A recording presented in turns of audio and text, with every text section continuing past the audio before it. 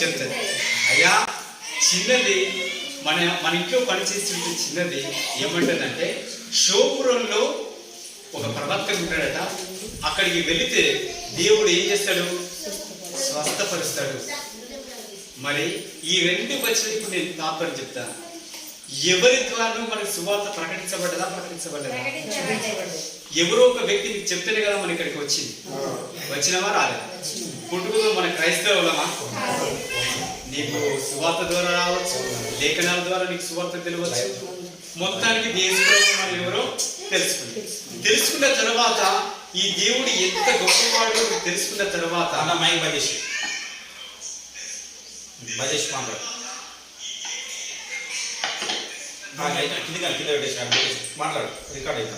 అయితే ఈ దేవుడు ఎంత గొప్పవాడు నీకు తెలుసుకున్న తర్వాత మరి నువ్వు ఎంతమందికి సువార్త చెప్పినావు? ఒకసారి పరిశీలించాను. ఓన్లీ చిన్నది ఒక యజమానురాలు ఇట్లా ఉన్న అసలు సైన్యాధిపతికి ఎవరు సువార్త చెప్పరు. అది ఏ విధంగా పోయింది? అమ్మాయి ఇంటికి ఒక దాసిగా పోయింది. దాసికి ఆ యజమాని ఇంట్లో అధికారం ఉంటుందా? ఒక సైన్యాధిపతి అయినా ఒకడు అంటే ఆ రాజ్యం అంతటికి ఒక సైన్యాధికారి. మరి ధైర్యంగా మన సువార్త చెప్పగలుగుతామా? పోలీస్ అధికారి దగ్గరికి పోయి అయ్యా సువార్త చెప్పగలుగుతామా? సాధ్యమవుతుందా? కానీ దేవుణ్ణి నమ్ముకున్నటువంటి ఆ చిన్న 12-15 సంవత్సరాలటువంటి పాప ధైర్యంతో అక్కడ ఏం చేసింది? ఆ కుటుంబానికి సువార్తను చెప్పింది. హల్లెలూయా చెప్పింది. ఆ కుటుంబంలో ఉన్న ప్రాబ్లాన్ని గమనించి ఆ అమ్మాయి ఆ కుటుంబంలో తన యజమానునికి ఈ తరాన ప్రాబ్లం ఉన్నదని తెలుసుకొని వెంటనే తన యజమానురాలికి చెప్పింది. చెప్పిన వెంటనే ఆమె ఏం చేసింది అంటే తన యజమానునితో, అయ్యా మన పాప చెప్తాంది, ఆ ఇజ్రాయెల్ దేశంలో ఆ సోపురోను పట్టణంలో ఒక ప్రవక్త ఉన్నాడట, అక్కడికి నువ్వు వెళితే ఏమైతుంది? స్వస్థత జరుగుతుంది అని చెప్పినప్పుడు అతనికి తెలియజేయగా సిరియా రాజు ఇజ్రాయెల్ రాజుకు దూత చేత పత్రిక పంపించదని ఆజ్ఞించిన గనుక 20 మణుల ఎండియు 1,20,000 రూపాయల బంగారము 10 దుస్తుల బట్టలను తీసుకొని పోయి ఇజ్రాయెల్ రాజుకి పత్రికను అప్పగించాడు. ఇప్పుడు ఇతను ఒక యజమానుడి దగ్గర ఏం చేస్తాడు? రాజు దగ్గర సైన్యంగా ఉన్నాడు. ఈ విషయము ఎవరు చెప్పిండు అంటే తన రాజుకి చెప్పిండు. ఇజ్రాయెల్లో ఉన్న రాజుకి చెప్పిండు, అయ్యా మా ఇంట్లో ఒక చిన్నది చెప్పింది, నువ్వు ఏం చేయాలి? ఇజ్రాయెల్ రాజుకు ఇది సమాచారం. ఆ రాజుకు నువ్వేం పంపాలంటే కానుకలు, బంగారం, వెండి, దుస్తులు, బట్టలు ఇవన్నీ నా పక్షాన. నయముడు ఎవరి కింద పనిచేస్తున్నాడు? ఇప్పుడు రాజు సిరియా రాజు కింద పనిచేస్తున్నాడు. ఈ సిరియా రాజుతో ఈయన తన ప్రాబ్లం చెప్తాడు. ఈ సిరియా రాజు ఏం చేస్తాడంటే ఇజ్రాయేల్ రాజు సమాచారం ఇస్తాడు, నా దగ్గర పనిచేసేటువంటి సైన్యునికి రోగం ఉన్నది, నువ్వు ఇజ్రాయేల్ రాజు కదా, మరి నేను ఈ రాజుకు ఒక సమాచారం పంపిస్తాను. ఏమని? నేను ఇంత కానుకిస్తా, బంగారం ఇస్తా, వెండి ఇస్తా, దుస్తులు ఇస్తా, అన్నీ ఇస్తా అని నా యొక్క నా దగ్గర ఉన్న నా సేవకునికి ఏం కావాలి? స్వస్థత కావాలి అని రాజుకు చెప్తాను. ఇజ్రాయెల్ రాజు ఈ పత్రికని చదివి వస్త్రమును చింపుకొని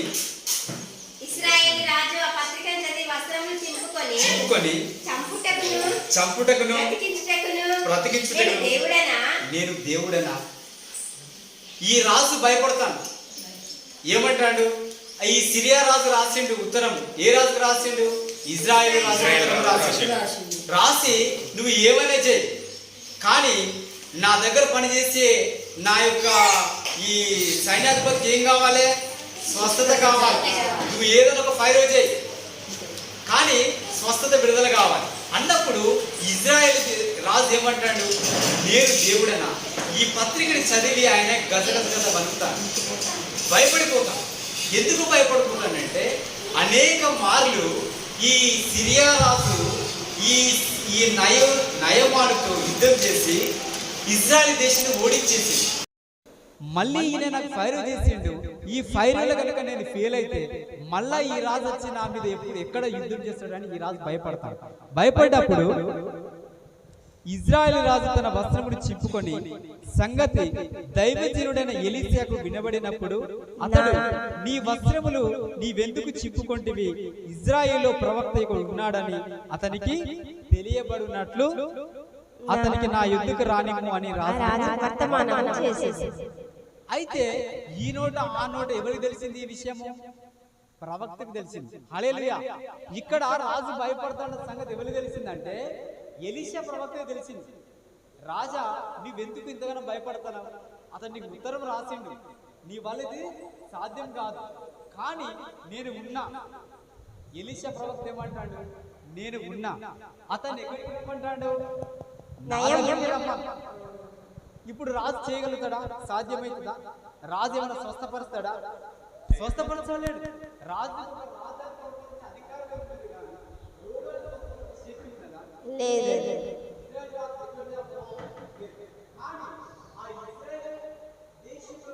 వ్యక్తి ఎవరు? ఎలీషా ప్రవక్త. ఆ పట్టణంలో ఎలీషా అనేటువంటి ప్రవక్త ఉన్నాడు. ఆ ప్రవక్తకు ఆ విషయం తెలిసింది. ఇజ్రాయెల్ దేశంలో ఉన్నటువంటి మన రాజు భయపడతాడు, వణికిపోతాడు. తాను ఆ సిరియా రాజు రాసినటువంటి ఉత్తరాన్ని చదివి ఈయన ఎంతగానో చలించిపోతుండని ఎలీషా ప్రవక్త తెలిసినప్పుడు ఆ విషయం ఇజ్రాయెల్ రాజు చెప్తాడు, అయ్యా నువ్వు భయపడ, ఆ వ్యక్తి ఎవరో కానీ నా దగ్గరికి పంపి నేను ఆ విషయాన్ని సాల్వ్ చేస్తా అని చెప్పి నయమాను గుర్రములతోను రథముతోను వచ్చి ఎలీషా ఇంటి ద్వారం ముందర నిలిచి ఉండగా, ఎలీషా యొక్క ద్వారం మీద నిలిచి ఉండగా, ఎలీషా నీ యోర్దాను నదికి పోయి నీవు యోర్దాను నదికి పోయి 7 మార్లు స్నానం చేయుము.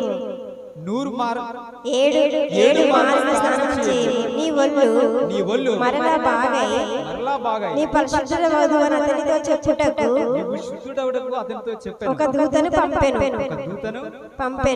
ఇప్పుడు ఎలీషా ప్రవక్త దగ్గరికి ఎవరు వచ్చింది? ఇప్పుడు నయమాను ఎట్లా వచ్చిండు? రథంలో వచ్చిండు. వచ్చి తనతో తన తోడు కూడా ఒక వ్యక్తిని తీసుకొని వచ్చిండు.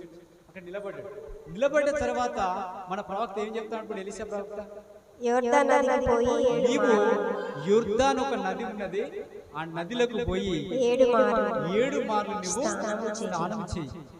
స్నానం చేస్తే ఏమైతుంది? స్వస్థత జరుగుతుంది. హల్లెలూయా. స్వస్థతను దేవుడు ఇస్తాడు. కానీ కింది వచ్చి చదువు. అందుకు నయమాను కోపము తెచ్చుకొని తిరిగిపోయి ఇట్లనెను, అతడు నా యుద్ధకు వచ్చి నిలిచి తన దేవుడైన యెహోవా నామమును బట్టి తన చెయ్యి రోగముగా ఉన్న స్థలము మీద ఆడించి కుష్ఠరోగము మాన్పునని అనుకుంటుని. ఏమనుకుంటానంటే, నేను ఆ సిరియా దేశం నుంచి ఇజ్రాయెల్ దేశానికి వచ్చిన, కానీ ఆయన దృష్టిలో ఒక ఆలోచన ఉన్నది. ఏమన్నదంటే, నేను వచ్చిన తర్వాత నేను ఒక నాయకుడిని కదా, ఎలీషా ప్రవక్త నా దగ్గరికి వచ్చి నా తల మీద నేను ఎక్కడైతే కుష్టి రోగంతో బాధపడుతున్నానో అక్కడ చెయ్యి పెట్టి ప్రార్థన చేస్తాడు కావచ్చు ఆలోచన కలిగిన. కానీ అక్కడ ఎలీషా ప్రవక్త ఏమన్నాడు? అతను ఏ వ్యాధితో ఉన్నాడు?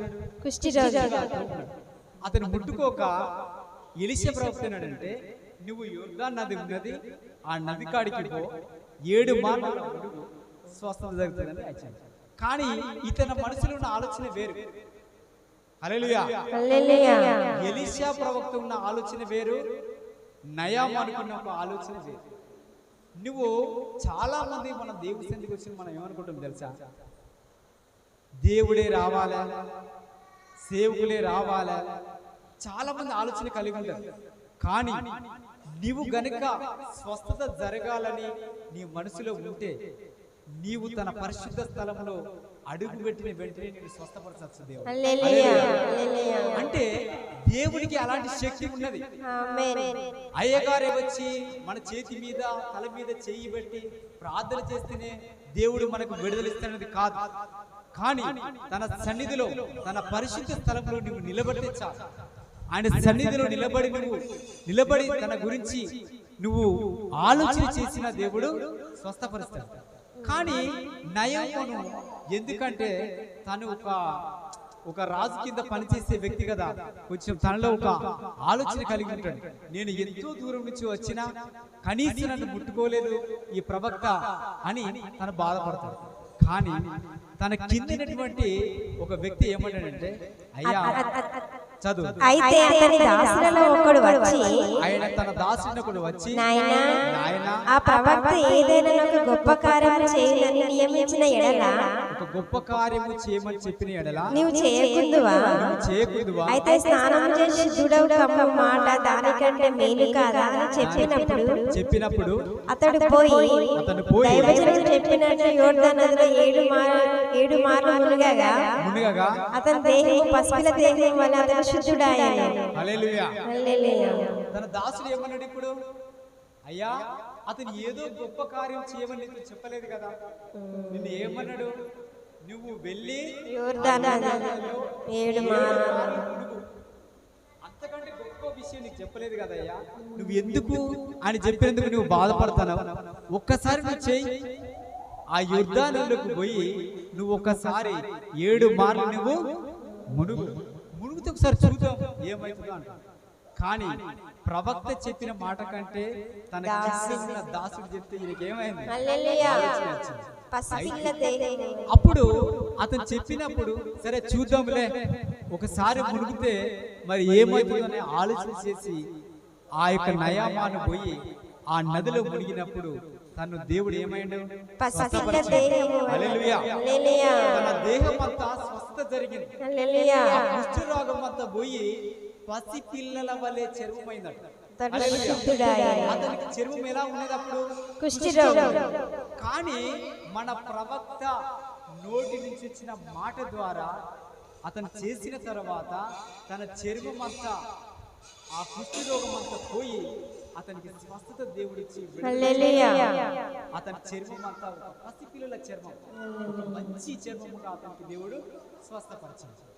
అయితే నీవు ఇక్కడ కొన్ని ఆలోచన చేయాలి. మన దేవుడి సన్నిధికి వచ్చినప్పుడు ఏమని చేయాలంటే, మన సేవకులు చెప్పే మాటలు మనం వినాలి.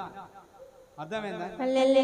దేవుని వాక్యము వచ్చినప్పుడు ఆ వాక్యాన్ని మనం శ్రద్ధగా ఆలోచన చేయాలి. ఇప్పుడు సేవకుల నుంచి వచ్చేది ఏంటిది? అది దేవుని మాట. ఇది ఈ పరిశుద్ధ గ్రంథం ఎవరిది? దేవుని మాట. ఈ మాట మనం సేవకుల నుంచి దేవుడు మాట్లాడినప్పుడు నువ్వు ఎంతగైతే దాన్ని స్వీకరిస్తావో, దాన్ని ఎప్పుడైతే నువ్వు శ్రద్ధగా ఆలకిస్తావో, వింటావో, అప్పుడే మనకేమైతుంది? కార్యం జరుగుతుంది. హల్లెలూయా. స్వస్థత జరుగుతుంది, విడుదల జరుగుతుంది. కానీ నువ్వు ఒకవేళ నీ మనసులో మొరటగా ఉన్నా, నీ ఆలోచన సరిగ్గా లేకపోయినా, దేవుని సన్నిధికి వచ్చిన దేవుని బిడ్డలు నువ్వు ఇలా ఉండు అని చెప్పినప్పుడైనా నువ్వు సరి చేసుకోవాలి. ఇప్పుడు ఎలీషా ప్రవక్తకు నయమునికి ఎవరు చెప్పిలు? తన దాసుడు చెప్పిండు, అయ్యా నువ్వు గంత దూరం నుంచి ప్రయాణం చేసి ఈ ప్రాంతానికి వచ్చినావు కదా, మరి ఆయన నిన్ను ఏమైనా చేయమన్నాడా? ఏమైనా గొప్ప కార్యం చేయమన్నాడా? అనలేదు కదా. ఒక్కసారి మునిగి చూడమని చెప్పిన వెంటనే తను ఏమి ఆలోచించలేదు, ఆ యుద్ధంలో మునిగిండు. వెంటనే ఏమైంది? ఆయన స్వస్థత జరిగింది, ఆయనకి విడుదల జరిగింది. మరి కుష్ఠరోగిని ఏమన్నా స్వస్థపరుస్తారా? ఇప్పుడు ఇజ్రాయెల్ రాజు ఏమన్నా ముట్టేవాడా? అతనేమన్నా రాజు సాధ్యమయ్యే పని కాదు. కానీ అది ఒక మన దేవునికి సమస్తం. హల్లెలూయా. నువ్వు ఏ వ్యాధితో బాధపడ్డా ముట్టగలిగేది ఎవరు? మన దేవుడే. ఆ దేవుడు ముడితే స్వస్థత జరుగుతుంది. కానీ మనం దేవుడు స్వస్థపరచడు నీవు గనక ఒకవేళ అవిశ్వాసంతో ఉంటే అది ఎన్నటికీ కార్యం జరగదు. హల్లెలూయా. నువ్వు అవిశ్వాసంతో ఉంటే అది ఎన్నటికీ కార్యం జరగదు. కానీ నువ్వు ఒక్కటే తీర్మానం చేసుకోవాలి, నన్ను దేవుడు స్వస్థపరుస్తాడు, నాకు విడుదలిస్తాడు, ఈ దేవుడే నాకు కార్యం చేస్తాడని నువ్వు అనుకుంటే తప్పక నీకు దేవుడు కార్యం చేస్తాడు. దాని కింది వచనాలు చదువు. అప్పుడతడు తన పరివారంతో కూడా దైవజనుని వద్దకు తిరిగి వచ్చి అతని ముందర నిలిచి, చిత్తగించుము, ఇశ్రాయేలులో ఉన్న దేవుడు తప్ప లోకమంతటి యందు మరొక దేవుడు లేడని నేను ఎరుగుదును. ఇప్పుడు నీవు నీ దాసుడైన నా యొద్దకు బహుమానం తీసుకోవాల్సినదని అతనితో చెప్పగా ఎలీషా ఎవరి సన్నిధిని నిలబడి ఉన్నానో ఇశ్రాయేలు దేవుడైన ఆ యెహోవా జీవము తోడు నేనేమీ తీసుకొనను అని చెప్పాను. ఇప్పుడు ఈ ఎలీషా దగ్గరికి నయామాన్ వచ్చి, అయ్యా మీ దేవుడు తప్ప లోకమంతటిలో మరి ఒక దేవుడు లేడని, మీ దేవుడే గొప్ప దేవుడు, ఇంతకంటే గొప్ప దేవుడు లేడని ఒక అన్యుడు ఏం చేస్తాడు? సాక్ష్యం. ఆయనకు దేవుడు పుట్టిన తర్వాత ఏమన్నాడు? సాక్ష్యం ఇచ్చిన తర్వాత ఆయన వచ్చి కొన్ని కానుకలు గురించి ఇస్తే ఎలీషా ఏమన్నాడు? యెహోవా జీవము తోడు నేనేమీ తీసుకోనని చెప్పాను. చెప్పిన తర్వాత నయమాను అతన్ని ఎంతో బతిమిలాడినను నయమాను ఎంతో బతిమాడి, అయ్యా ఈ కానుకలు నువ్వు తీసుకుంటే బాగుంటుందని బతిలాడితే అతడు ఏం చేసిందంటే రాజు ద్వారా ఒక పత్రిక రాసింది. ఏమని? కొంత వెండి బంగారాన్ని పంపిస్తే రాసింది. ఒకవేళ కనుక ఎలీషా ప్రవక్త తాను ఇచ్చినటువంటి కానుకలు తీసుకుంటే ఈ నయమాన్ ఏమంటాడు? వీళ్ళ దేవుడు డబ్బిస్తేనే స్వస్థపరుస్తాడు అనే ఒక ఆలోచన కలిగి ఉంటాడని ఎలీషా ప్రవక్త నీ డబ్బు నాకు వద్దయ్యా అంటాడు. నేను చదువుకు నేను చెప్తా, టైం అయిపోయింది. చెప్పిన తర్వాత తను సాక్ష్యం ఇస్తాడు. ఈ నయామాను తిరిగి వెళ్ళిపోతున్నాడు. ఇప్పుడు తన సిరియా దేశానికి బయలుదేరిపోతున్నాడు. ఈ అంతటిని చూసినప్పుడు ఎలీషా దగ్గర ఒక శిష్యుడు ఉంటాడు, గేహాజీ ఉంటాడు. ఆ గేహాజీ ఇదంతా చూస్తాడు, ఈ ముట్టింది ఇదంతా చూస్తాడు. ఇక్కడ ఈ బంగారం వెండి నయామాను ఎలీషాకి ఇస్తే ఎలీషా నాకు వద్దయ్యా అంటాడు. ఇప్పుడు ఆయన ఈ బంగారాన్ని వెండి ఎవరు తీసుకుపోతారు?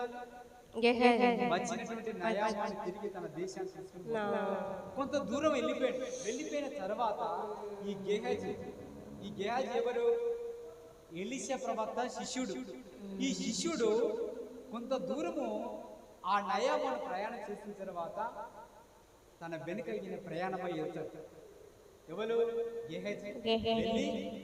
ఆ ప్రయాణమై వెళ్తూ ఉన్నప్పుడు ఆ నయామాను ఎందుకు చూస్తాడు. చూసిన తర్వాత ఈ గేహాజీ వస్తాండి ఎందుకు అని ఆ రథాన్ని ఆపుతాడు. అయ్యా నువ్వు క్షేమంగానే వస్తానవా నా అక్కడికి అంటే, నేను క్షేమంగానే వస్తానయ్యా అంటాడు. వచ్చినప్పుడు ఏంటిది నీ ప్రాబ్లం అంటే, అయ్యా మీరు ఇప్పుడే ఆ ఎలీషా ప్రవక్త నుంచి బయటకు వచ్చిండు. వెంటనే ఎలీషా ప్రవక్త యొక్క దాసులు వచ్చిళ్ళు వాళ్ళకి కొన్ని కానుకలు కావాలని, బట్టలు బంగారం వెండి కావాలని ఎలీషా ప్రవక్త నీ దగ్గరికి పంపించున్నాను అని అంటాడు. అన్న వెంటనే అబ్బా ఇక్కడికి ఎలీషా ప్రవక్త మంచి చెప్పిండని ఆయన దగ్గర వెండి బంగారం బట్టలన్నీ ఈ గేహేజ్కి ఇచ్చి ఒక తోడుగా వ్యక్తిని పంపించి, అయ్యా ఈ వ్యక్తిని తీసుకెళ్ళి పంపించి మూసుకొని వస్తాడు. ఆ ఎలీషా ప్రవక్త గంత దూరంలో ఉన్న వెంటనే తన నయామతో వచ్చిన ఆ దాసుని పక్క పంపి ఇవన్నీ తీసుకుని కేసి తన ఇంట్లోకి పోతాడు. ఇంటికి పోయిన తర్వాత ఆ దాచుకుంటాడు గేహజీ, ఆ సిచ్యువేషన్ దాచుకుంటాడు. అప్పుడు వెంటనే ఆ ఎలీషా ప్రవక్త పిలుస్తాడు. ఎవరిని పిలుస్తాడు? ఇప్పుడు గేహజీని పిలుస్తాడు. గేహజీ నీ దాసుడే నేను ఎచ్చటికి పోయావని అడిగాను. అంతటా ఎలీషా వానితో ఆ మనుష్యుడు ఆ రథము దిగి ఎదుర్కొనుటకు తిరిగి వచ్చినప్పుడు నా మనసు నీతో కూడా రాలేదా? రమ్యమును వస్త్రములను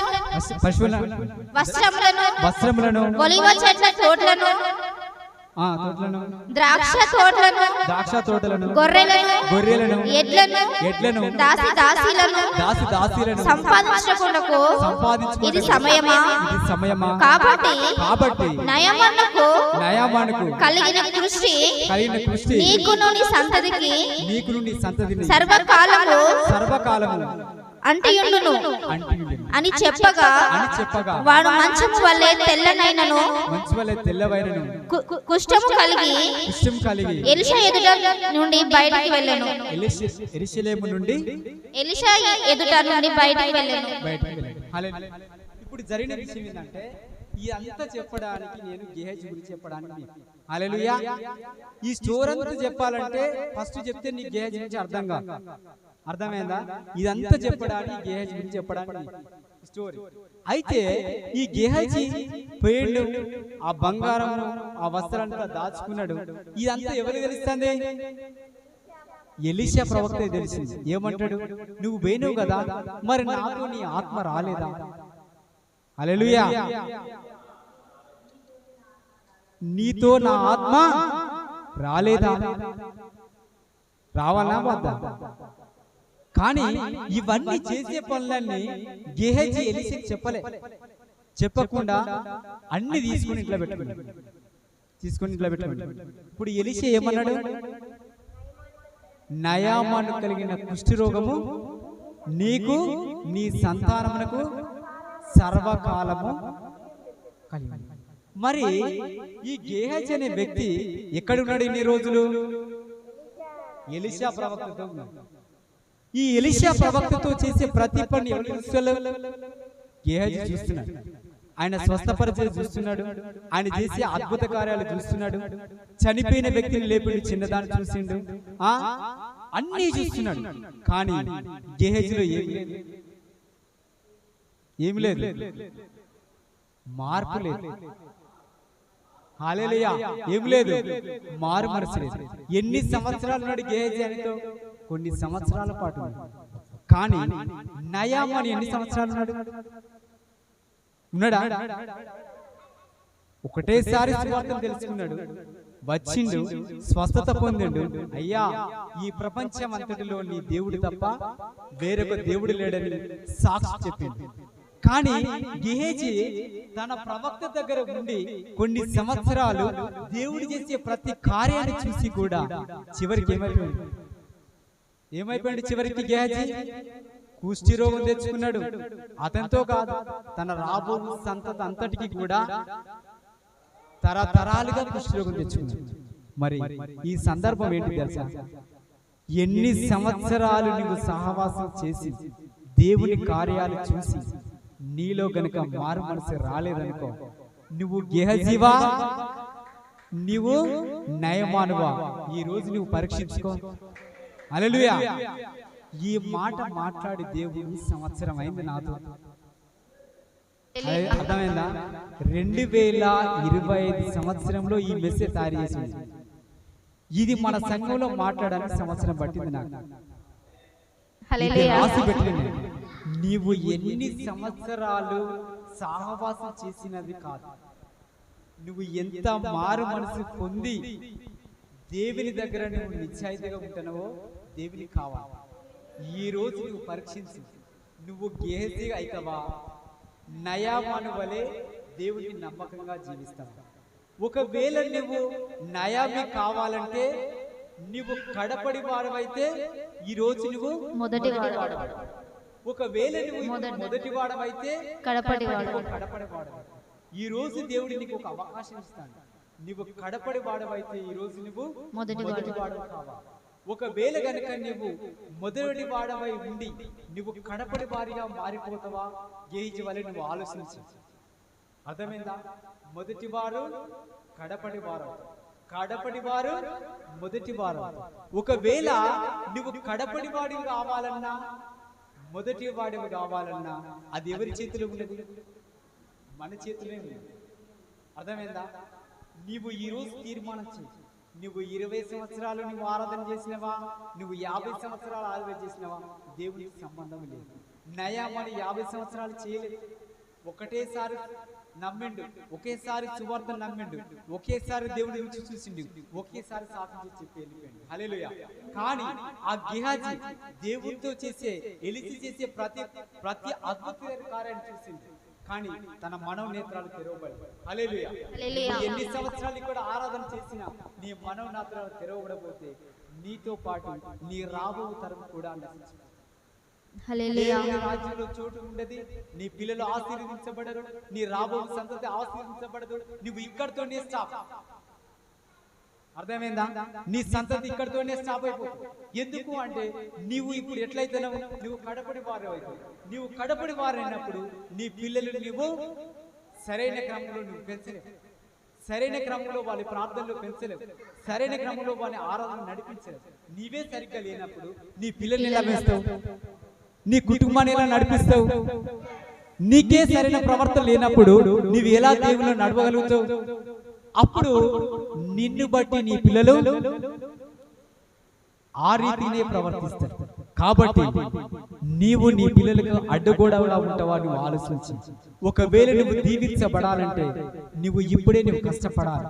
నువ్వు కష్టపడితే నీ రాబో తరాలన్నీ ఆశీర్వదించబడతాయి. హల్లెలూయా. హల్లెలూయా. ఒకవేళ నువ్వు కష్టపడలేదనుకో నీతోనే నీ ఆశీర్వాదం ఆగిపోతుంది. గేహజీ ఏం చేసిండు? తాను చేసిన ఒక తప్పుకు తన రాబో తరాలందరి దృష్టి వ్యాధి తెచ్చింది. ఒక విషయం చెప్పనా, ఎలీషా తర్వాత ప్రవక్త ఎవరో తెలుసా? గేహజీ. ఎందుకు? ఎలీషా చేసే ప్రతిదీ గేహజీ చేసింది. దేవుడు గేహజీని గొప్ప ప్రవక్తగా వాడుకోవాలనుకున్నాడు. కానీ తనలో మారు మనసు రాలేదు. తాను ప్రవక్తగా కావాలనుకున్నటువంటి వ్యక్తి ఏమైపోయింది? భ్రష్టుడిగా మారిపోయింది. హల్లెలూయా. హల్లెలూయా. ఒక ఉన్నత స్థానంలో నిలబెట్టాలనుకున్న ఆలోచన ఉంటే ఆ ఆలోచన నీ ద్వారా స్థిరపరచబడాలి, కానీ నీతోనే అంతం కాకూడదు. హల్లెలూయా. హల్లెలూయా. నీవు ఇంకా 50 సంవత్సరాల ఆరాధన చేసినా నువ్వు గేహజీ వలే ఉంటావు. నువ్వు సరైన మారు మనసు గనుక నువ్వు పశ్చాత్తాపం రాకపోతే నువ్వు ఎన్ని సంవత్సరాలు నువ్వు ఆరాధన చేసినా గేహజీ వలే మిగిలిపోతావు. ఒకవేళ నువ్వు గనక నిశ్చయమైన మారు మనసు పొంది నువ్వు గనక మేలుకుంటే నువ్వు నయం వలే మారిపోతావు. ఈ మొదటి వచ్చిన యుద్ధాలు ఎందుకు జరుగుతుందో తెలుసా? ఇజ్రాయేల్ ప్రజలకు నువ్వు ఎప్పుడైతే దేవుని మార్గం తప్పిపోయినావో నిన్ను వెంటనే దేవుడు సాతానుకు అప్పగిస్తాడు. అప్పుడు నువ్వు పోరాడవలసింది ఇప్పుడు ఎవరితోటి? దురాత్మలతో. అది పోయి ఇంకా రాడు 7 దురాత్మలు పట్టుకొస్తుంది. నిన్ను లాస్ట్ భస్మం చేస్తుంది. నువ్వు చివరికి నువ్వు ఏసేయలేదంట. హల్లెలూయా. హల్లెలూయా. నువ్వు ఈ రోజు తీర్మానం చేసుకో.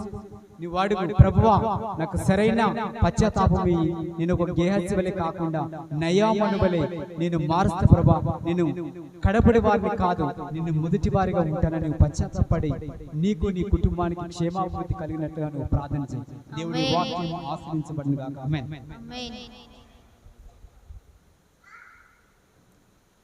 స్తోత్రం.